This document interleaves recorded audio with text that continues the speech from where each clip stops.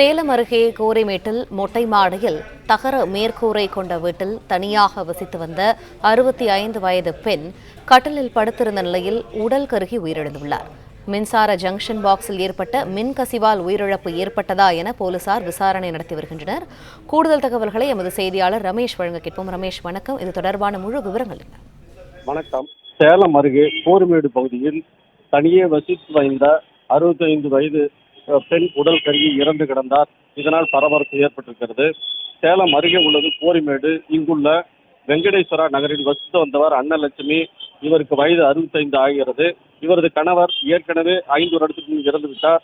ஒரு மகன் தனியே வசித்து வருகிறார்கள்.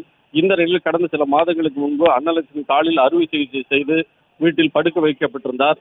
நடக்க முடியாத நிலையில் இருந்த அவர் நேற்று இரவு காற்றுக்காக அவர் கட்டலுக்கு அருகில் ஃபேன் ஒன்று வைத்து படுத்து தூங்கி கொண்டிருந்தால் இந்த நிலையில் இந்த அதிகாலை அந்த ஃபேனில் மின்கசிவு ஏற்பட்டு உடல் முழுவதும் அன்னலட்சுமி உடல் கருகி இறந்திருக்கிறார். இதனை அறிந்த அக்கம்பக்கம் வசிப்பவர்கள் உடனே வந்து பார்த்தனர்.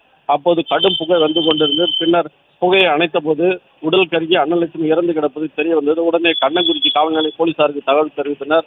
பின்னர் போலீசார் விரைந்து வந்து தற்போது அன்னலட்சுமியின் சடலத்தை மீட்டு உடற்கூறாய்வு செய்ய சேலம் அரசு மருத்துவமனைக்கு அனுப்பி வைத்திருக்கிறார்கள். அன்னலட்சுமி இறந்ததற்கு வேறு ஏதும் காரணம் உண்டா என்று தற்போது விசாரணை நடக்கிறது. பிளே ஸ்டோர் மற்றும் ஆப் ஸ்டோரில் இருந்து பாலிமர் செயலியை QR கோடு மூலம் பதிவிறக்கம் செய்யுங்கள். செய்திகளை உடனுக்குடன் பெறுங்கள்.